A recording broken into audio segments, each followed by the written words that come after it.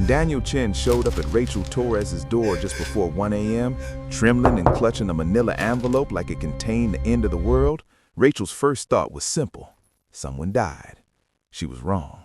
What had died was everything she believed about the person she had literally given a piece of herself to save. "I'm so sorry," Daniel whispered, voice breaking. Tears cut down his face as he stared at her through the thin gap of the cracked door. "You deserve to know the truth before you did this. She made me promise never to tell you, but I can't live with this anymore." The envelope in his hands wasn't heavy, but it felt like gravity. Rachel didn't know it yet, but inside were documents that would prove she'd made the biggest mistake of her life. But that moment didn't start here, in a hallway under harsh apartment lights with a man in scrubs begging to be believed. It started weeks earlier, with a phone call that changed the meaning of the word friend. It was a Tuesday when it happened. Rachel was in her office at County General, buried in insurance paperwork and cold coffee, when her phone lit up with Sarah Chan's name. 15 years of friendship flashed in that glow. 15 years of late-night talks, shared secrets, and the kind of closeness that makes you think a person is yours in the safest way possible. She answered on the first ring. "Rach?" Sarah's voice didn't sound like Sarah. It was flat, hollow, like the sound had to travel through something heavy before it reached Rachel. Rachel's stomach dropped. "What happened?" "It's my kidneys."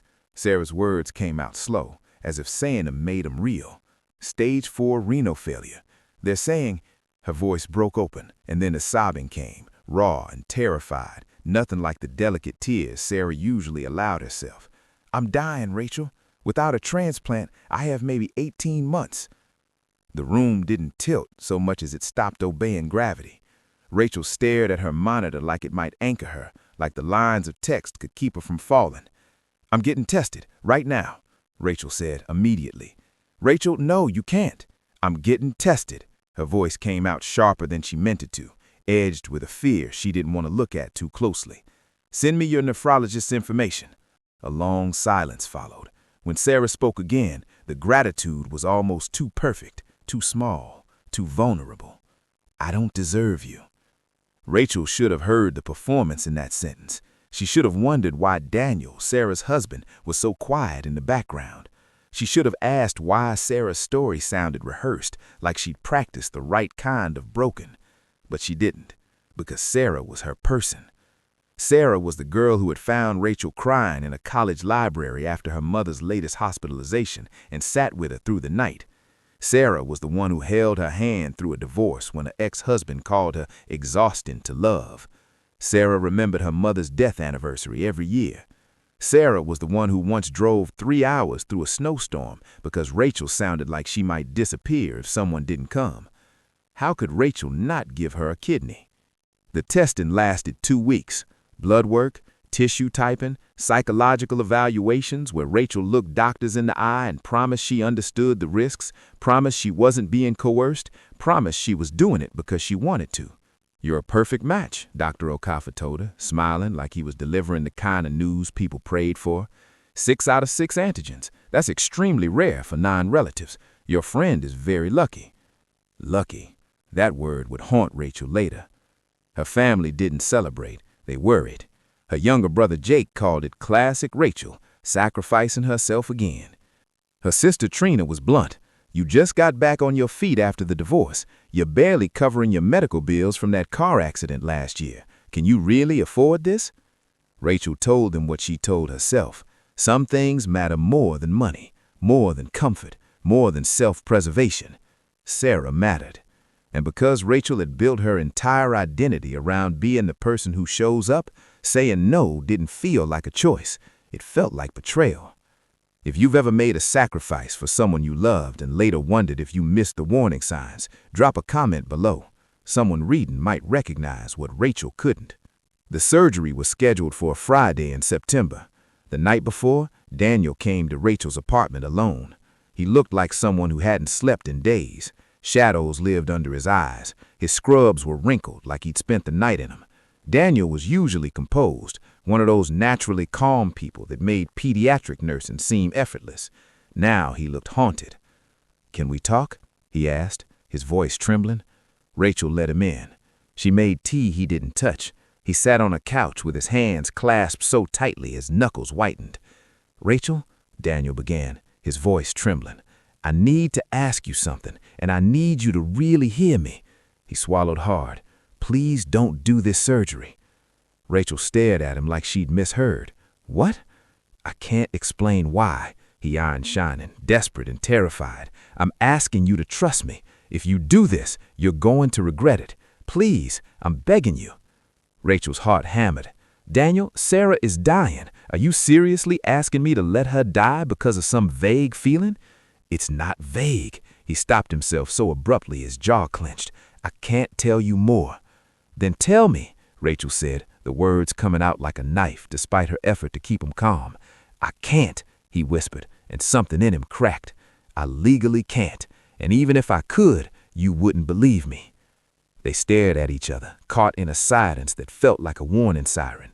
Part of Rachel wanted to press him, to drag the truth out of him, to understand what could make a steady man unravel like this. But a larger part of her, the part trained since childhood to equate worth with sacrifice, couldn't fathom backing out now. "I'm doing the surgery," Rachel said quietly. "Sarah needs me." Daniel's face crumbled. "Then I can't watch you do this." He moved towards the door, paused with his hand on the nod. "When you figure out what she is, remember I tried to warn you." He left. Rachel stood in her silent apartment, tea cooling on the counter, trying to ignore the sick feeling in her gut. She told herself Daniel was stressed, terrified of losing his wife, maybe spiraling, maybe, like Sarah had hinted last week, cheating. Sarah said it with a wounded little smile. "He's been acting strange lately, Rach. I think he might be having an affair." Rachel clung to that story because it was easier than the alternative. The alternative would have required Rachel to admit something she couldn't admit yet, that she might be walking into something she didn't understand. The surgery itself splintered in her memory. The pre-op room where Sarah squeezed her hand and whispered, "I'll spend the rest of my life making this up to you." The anesthesiologist counting backward. The strange floating sensation of disappearing. Then Rachel woke up in recovery with pain ripping through her left side like fire. "The surgery was successful," the nurse told her, adjusting her IV. "Your kidney is functioning beautifully in the recipient. You saved her life." You saved her life. Rachel held on to those words like a life raft through the brutal recovery, through the week she couldn't stand without help, through the second week when she learned she'd need to permanently modify her diet, her exercise, her entire life around having one kidney instead of two. Through the medical bills her insurance only partially covered, through the darning realization that her job's physical demands, running between departments, standing for 12-hour shifts, might not fit her body anymore. "I saved her life," Rachel told herself in the dark when the pain made sleep impossible. "It has to be worth it. It has to mean something." Sarah visited constantly at first. Color bloomed in her cheeks, energy returned to her voice. She brought flowers, expensive chocolates, and soft promises that she'd help with the bills as soon as the insurance settles. Daniel didn't visit at all. "He's being so weird," Sarah confided one afternoon, perched on the edge of Rachel's hospital bed. "Ever since the surgery, he barely speaks to me. I think he resents that you would imagine, not him." Sarah smiled sadly. "Men and their egos, you know?" Rachel nodded, forcing down the memory of Daniel begging her not to do it. "He'll come around," Sarah added, squeezing Rachel's hand. Her grip was strong now, vital. "And Rachel, thank you. I know I keep saying it, but you gave me my life back. I'm going to make sure you never regret this." In that moment, with tears shining and emotion trembling in her voice, Sarah sounded sincere. That sincerity made what came next feel worse, because it meant Rachel's mind kept trying to find a way to save Sarah's image, even as the evidence piled up. A month passed. Recovery didn't turn into normal life like people promised it would. The surgical pain faded, but the exhaustion stayed. Her nephrologist called it normal adjustment, her remaining kidney working overtime to compensate. But normal felt like moving through water. Rachel took medical leave and watched her savings bleed away faster than she expected. Bills arrived like threats: $3,200, $890, $450. Each envelope felt like a small act of violence. Sarah had promised to help, but when Rachel gently brought it up, Sarah's eyes filled immediately. God, Rach, I'm so sorry. Sarah's voice always found the perfect note of heartbreak. Our insurance is fighting some transplant costs, and Daniel's hours got cut. As soon as things settle, I swear. She hugged Rachel tight. I hate that you're struggling because of me. Rachel did what she always did. She told Sarah not to worry. Jake didn't accept that. She has a $200,000 house and a BMW. She can afford your copays. She's recovering too. It's not her fault, the insurance. It's never anyone's fault with you. You gave her a kidney, and she can't even cover your medical bills. At what point do you stop making excuses for people who use you? Rachel and Jake stopped speaking after that. Sarah's visits became less frequent as the second month began. At first, it made sense. Sarah was returning to work, reconnecting with friends, tasting health after years of sickness. But something felt off. When Sarah did stop by, she was distracted. She checked the phone constantly. She cut conversations short. The woman who used to spend entire weekends with Rachel suddenly couldn't stay 2 hours. "Everything okay?" Rachel asked after Sarah glanced down at a screen what felt like the 10th time. "What? Yeah, totally fine. Just work stuff. New client, super demanding." "And Daniel?" asked Rachel carefully. "Doing better?" Sarah's expression flickered, quick and cold, then smoothed again. "Actually, we're taking some space. He's staying at his brother's for a bit." Rachel's chest tightened. "Sarah, I'm so sorry." "It's fine." She stood up rapidly, already gathering her purse. "I should go. I'm meeting a friend for dinner." She left before Rachel could even process the dismissal. Rachel sat alone in the quiet of her apartment, her healing scar aching with fatigue, trying to understand why her safest relationship suddenly felt like it had sharp edges. 2 months after surgery, the first real crack opened. It happened on a Tuesday at a grocery store checkout line. Rachel tried to pay for eggs, bread, and the low-sodium food our nephrologist insisted on. Her card declined. So did a backup card. The cashier's sympathetic smile made Rachel's face burn. "The system's probably down," Rachel muttered, abandoning her cart and rushing out as if the shame could chase her. From her car, hands shaking, she called a credit card company. "Miss Torres," the representative said after a pause, "I'm showing your account was closed 6 months ago due to non-payment. You currently have an outstanding balance of $8,400 and a collections notice filed in—" "That's impossible," Rachel said, her voice going thin. "I paid that card off 2 years ago. I haven't used it since." According to our records, the card was reopened 14 months ago with purchases in New York, Los Angeles, and most recently Miami. Hotel stays, airline tickets, luxury retail. Rachel felt like her body wasn't hers anymore. "I've never been to any of those cities." "You'll need to file a police report and submit a fraud claim. I can send you the forms." Rachel hung up, then called a bank. They told her about checking accounts she'd never opened, overdraft fees stacking up, collections notices multiplying like a sickness. Her credit score had dropped 200 points. Someone was living a parallel life in her name, spending money she didn't have, going places she'd never been, for over a year. Identity theft destroys lives every day. If this feels uncomfortably familiar, share this story. Someone close to you might need the warning. Rachel filed police reports, called credit bureaus, spent hours on hold with fraud departments, repeating the same sentences until they sounded unreal even to her. Every person asked the same question. "Do you have any idea who might have access to your personal information?" Rachel didn't, at least not at first. She shredded documents, used strong passwords, guarded a social security number. But at night, when insomnia kept her staring at the ceiling, memories started sliding into place like puzzle pieces she didn't want to touch. Sarah borrowing a laptop when hers died. Sarah house-sitting and having access to her mail. Sarah casually asking questions about her mother's maiden name, her first pet, her high school. Security answers Rachel had offered without thinking. No, Rachel told herself, that's insane. Sarah wouldn't. Then her phone buzzed. A Facebook message from an account Rachel didn't recognize. "Sarah Chan destroyed my life 3 years ago, the same way she's destroying yours. I have proof. Meet me or stay blind." The profile picture showed an Asian woman around 40 with tired eyes and a smile that looked forced. Below it was a second photo, A surgical scar, identical to Rachel's, cutting across the left abdomen. Rachel's hands went numb. She clicked the profile. Jennifer Liu. Her posts were sporadic, angry, full of phrases like narcissistic predator and weaponized kindness. Sarah's name appeared again and again. Rachel's mind snapped back to Sarah's warning months earlier. Sarah delivered it with trembling hands and tears. If a woman named Jennifer contacts you, please don't engage. She became obsessed with me after, God, this is hard. She donated my kidney to me 3 years ago. I thought we were friends, but she got possessive. When I set boundaries, she snapped, made up lies about me stealing from her. My lawyer says she's dangerous.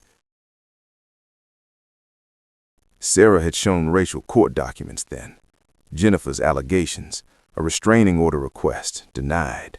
The judge's note about insufficient evidence. And now Jennifer was here, claiming the same thing was happening to Rachel. Rachel stared at the message for an hour. Then, feeling sick with guilt, she typed, "Where and when?" They met at a diner 40 minutes outside the city, chosen specifically so Sarah wouldn't accidentally see them. Jennifer was already in the parking lot when Rachel arrived, chain-smoking like the air was the only thing keeping her upright. Up close, she looked worn down to the bone, too thin, jittery, eyes sharp with a kind of pain that never fully rests. "You came," Jennifer said, grinding out the cigarette. "I wasn't sure you would." "I'm not sure I should have," Rachel admitted. Jennifer let out a bitter laugh. "Yeah, I felt the same way when the woman before me tried to warn me. Didn't listen either." She nodded toward the diner. "Come on, I'll buy you coffee you won't drink and tell you things you definitely won't believe." Inside, Jennifer spread documents across the sticky table. Credit card statements, bank records, police reports, charges she hadn't made, accounts she hadn't opened.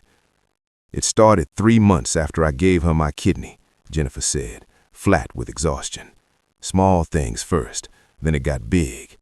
By the time I figured it out, she'd stolen $42,000 in my name." Rachel tried to keep her face neutral, but her stomach churned. "Sarah told me you made this up because she rejected you." "Of course she did." Jennifer's smile was sharp, broken. "That's her move, preemptive victim narrative. Make you think I'm crazy before I can tell you what she really is." Jennifer leaned in. "Did she tell you about her pill problem?" Rachel's throat tightened. "What?" "Painkillers. After a car accident 8 years ago. That's what ruined her kidneys. Years of abuse. She'll never tell you because she'll never admit she caused her own disease. Your sacrifice didn't save a tragedy. It fixed damage she chose." "You're lying," Rachel said automatically, but the words didn't feel solid. Jennifer pulled out her phone and showed a photo. Sarah at a party years ago, younger, smiling, but her eyes were wrong, dilated, unfocused. "Look," Jennifer said, "that's not pain, that's high." Rachel stared at the image. Her chest felt tight, like her body was trying to protect her by refusing oxygen. "She's a predator," Jennifer continued. "She targets women like you, natural caregivers, women trained to sacrifice." Jennifer's voice sharpened. "She love bombs you, makes you feel essential. Then she creates a crisis where only you can save her. And once you've given her something you can't take back, like a kidney, she owns you. Because what jury would believe you're hurting the woman whose life you saved?" Rachel's hands trembled under the table. Jennifer's gaze didn't blink. "When I reported her, her lawyers painted me as unstable, vindictive, said I was obsessed. Her husband backed her up. I lost credibility, savings, and then," Jennifer's voice cracked, "I lost my custody of my daughter. I see her every other weekend." "I'm sorry," Rachel said carefully, because she was, "but that doesn't mean—" "You think I'm crazy," Jennifer nodded, like she expected it. "She already trained you to dismiss me." Jennifer's eyes burned. "There was someone before me, too. Teresa. She donated in 2015. 6 months later, she tried to kill herself. She survived, but she won't speak about it, won't even say Sarah's name." Jennifer leaned closer. You're number 3, Rachel. If you don't stop her, you'll end up like me, or like Teresa." Rachel stood abruptly, chair scraping. "You need help." "You're right," Jennifer said, voice rough. "I do. I need help stopping her before she finishes what she started with you." Jennifer scribbled a number on a napkin and slid it forward. "When you're ready to admit I'm telling the truth, call me. I've documented everything for years, real evidence." Rachel left without taking the napkin, but she didn't need it. The number was already burned into her mind. On the drive home, Jennifer's words echoed like a curse. Jennifer looked traumatized, bitter, unstable, and yet the documents were real. The pattern felt familiar. The timing was wrong in a way Rachel couldn't ignore. Then Daniel's desperate warning flashed back, sharp as a knife. "No," Rachel told herself. "You're being paranoid. You're letting a disturbed woman poison your oldest friendship." So Rachel did what she always did when her world shook. She reached for Sarah. Sarah answered on the first ring. "Hey, I was just thinking about you." Rachel's throat tightened. "I need to tell you something. Jennifer contacted me. I met with her." Silence stretched long enough to become heavy. "What you do?" Sarah said, voice thin. "I'm sorry. I know you warned me, but she had the same scar, and I'm dealing with identity theft, and I wanted to understand." "Oh my God." Sarah's voice went wounded in a way that cut. "Rachel, how could you?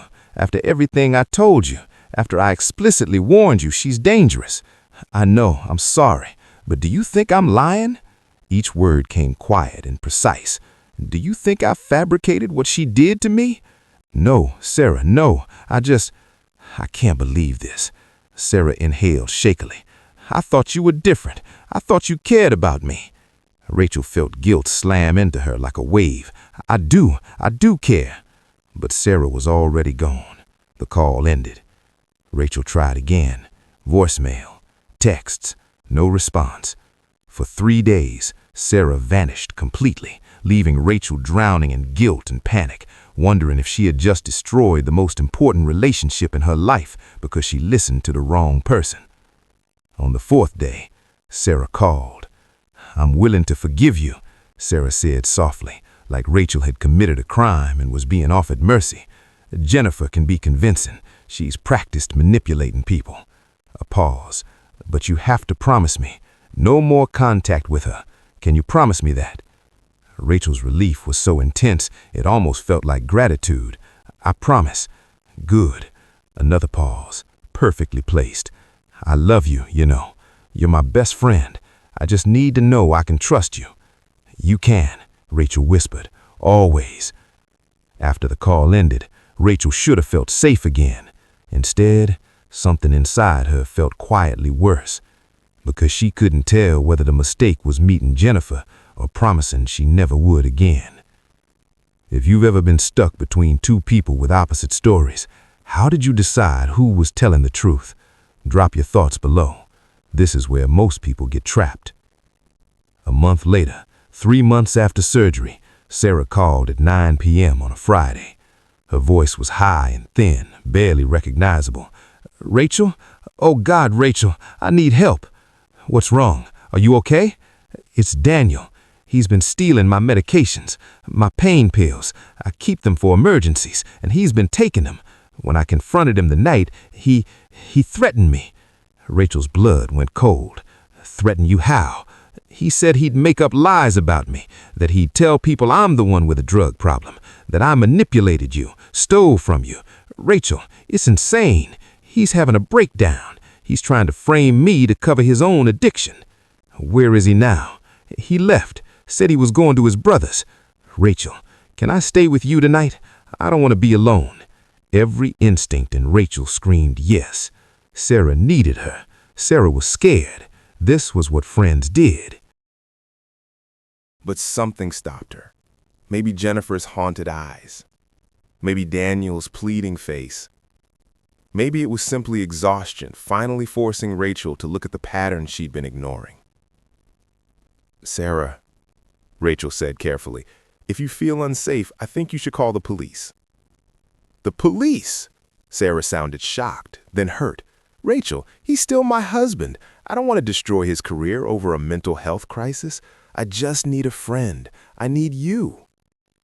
There it was, the hook buried deep inside Rachel's psyche. If you refuse, you're selfish. If you say no, you're betrayal. Okay, Rachel heard herself say, come over. Sarah arrived 20 minutes later with an overnight bag, mascara smudged, hands shaking. Rachel made tea, offered blankets, listened while Sarah cried about how she didn't recognize the man she married. He used to be kind, Sarah whispered, so steady. But lately he's been paranoid, checking my phone, asking where I've been. Sarah swallowed. I think the pills changed him. Rachel's mouth moved before her brain could stop it. Have you considered maybe he's worried about you? Maybe he saw something that scared him? Sarah's head snapped up. What does that mean? Nothing, Rachel rushed. Daniel loves you. If he's acting strange, maybe there's a reason. You think I'm the problem. Sarah's voice went flat. Then what are you saying, Rachel? Sarah stood, arms crossing, because it sounds like you're suggesting I did something to deserve my husband threatening me. I'm not suggesting anything, Rachel said, voice shaking. I'm trying to understand. What? Sarah's laugh came sharp. How your best friend could be the villain? Rachel felt the guilt hit like a punch. Sarah stepped closer, eyes shining.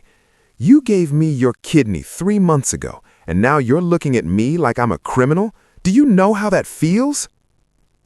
Rachel swallowed hard. I'm sorry. I'm tired and confused and dealing with my financial mess. I'm taking it out on you. That's not fair. Sarah's expression softened instantly, like a switch flipped back into place.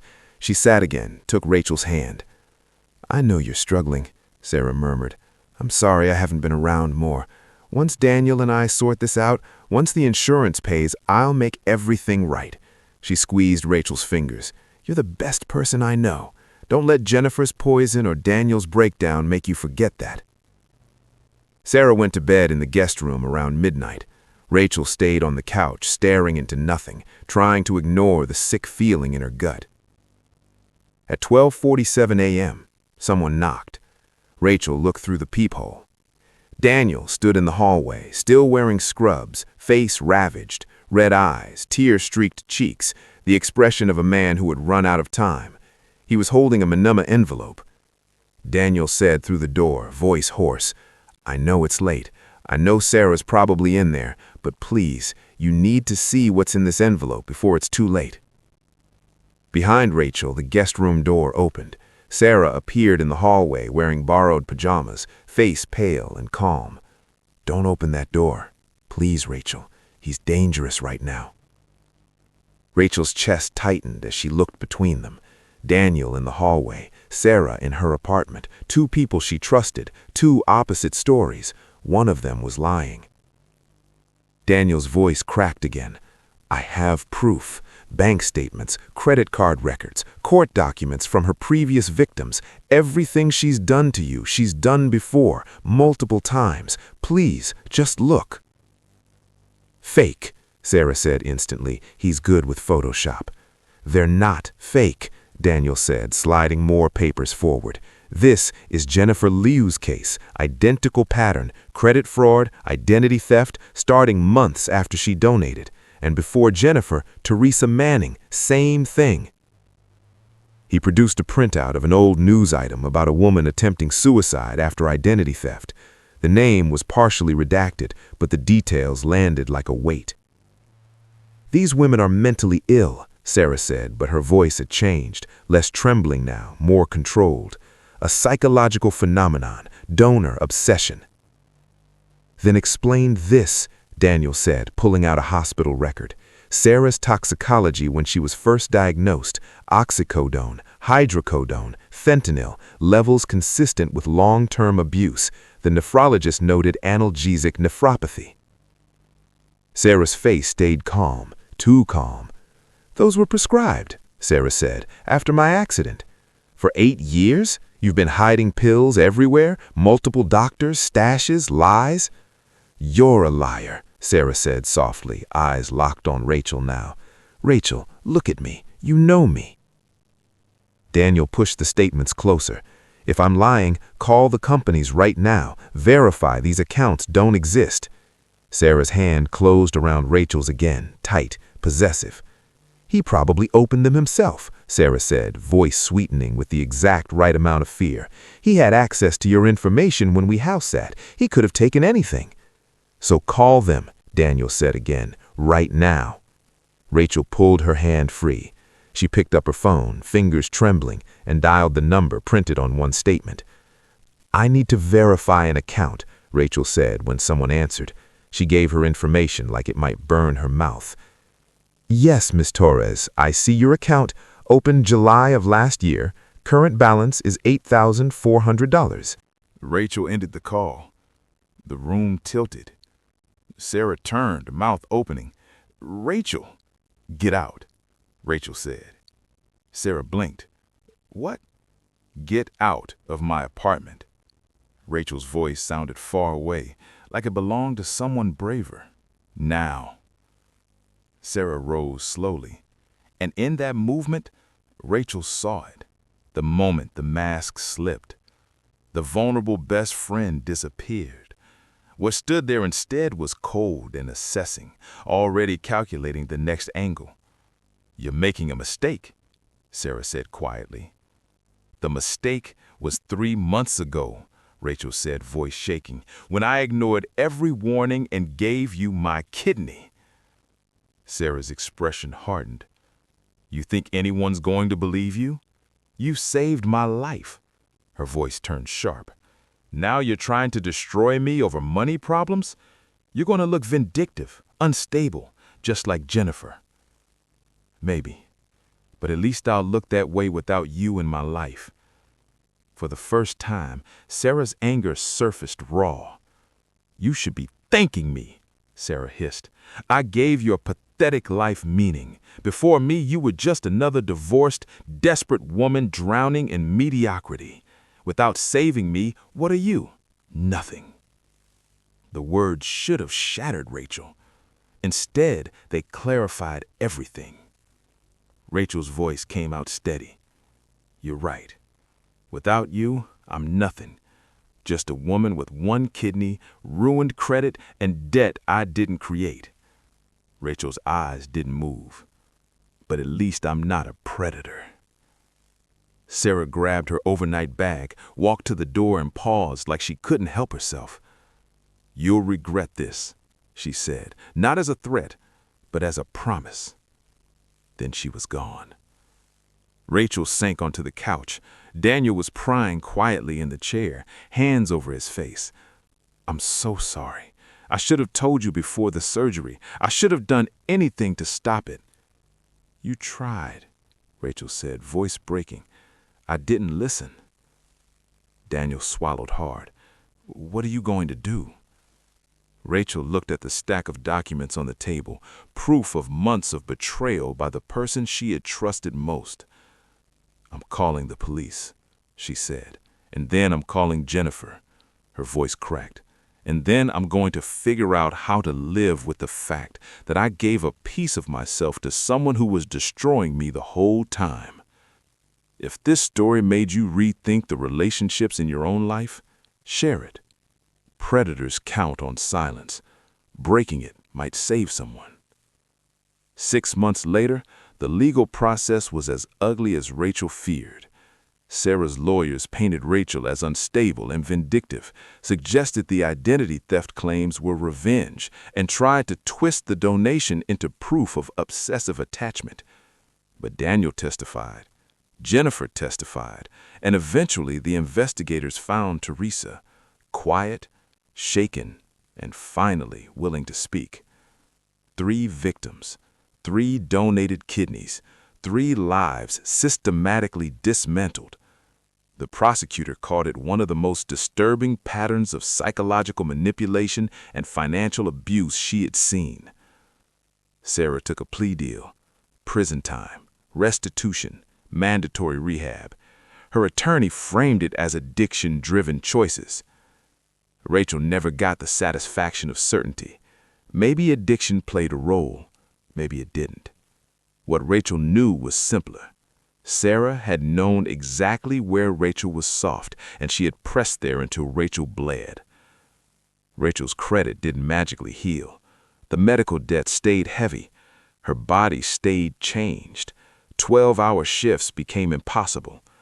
She moved into a smaller apartment, learned to measure her life in what she could manage. Jennifer and Rachel met for coffee sometimes. They didn't speak Sarah's name often. Mostly they sat together like survivors do. Two women with identical scars trying to relearn trust in their own minds. Daniel divorced Sarah while she was incarcerated. He tried to send Rachel a check every month, like money could patch what guilt had allowed. Rachel sent it back every time. Jake came over one day, months after their silence. "I'm sorry," he said. "I should have pushed harder, made you listen." Rachel shook her head, honest. "I wouldn't have." Jake looked at her carefully. "Do you still think donating was worth it?" Rachel's hand drifted to her scar through her shirt. "I don't know," she admitted. "I saved her life. That has to count for something, even if she's a monster." Her voice tightened. "Even if she tried to destroy mine." "That's noble," Jake said softly. "It's not noble," Rachel said, and something steadier lived under the sadness now. "It's just what happened. I can't take back what I gave. All I can control is what I do next." "And what's that?" Rachel breathed out, slow. "Live. Learn to set boundaries. Figure out how to help without sacrificing myself." She swallowed. "And maybe forgive myself for not seeing it sooner." A letter arrived from Sarah once, pages filled with apology, explanation, claims that addiction had controlled her, hints that the friendship had been real somewhere underneath the damage. Rachel read it 3 times. Then she burned it. Not out of hatred, out of clarity. Closure doesn't come from the person who hurt you. It comes from learning how to carry the scar without letting it become your whole identity. Rachel still worked at County General. She still had the instinct to help because she had learned it too early for it to vanish completely. But now, when someone asked her for something, she paused. She asked herself questions she never used to ask. Am I helping because it's right, or am I being used? Some days she still got it wrong, but she was learning. And the scar on her abdomen wasn't just proof of what she lost. It was proof she survived. One day at a time, one boundary at a time, one hard-won piece of self-worth at a time. This story was inspired by real patterns of donor abuse and identity theft within trusted relationships. If you or someone you know feels trapped in guilt, obligation, or manipulation, you're not alone. Drop a comment below. What would you have done in Rachel's position? Would you have listened to Daniel's warning, or met Jennifer, or cut Sarah off sooner? Sometimes, the hardest part is admitting how easily we might have made the same choices.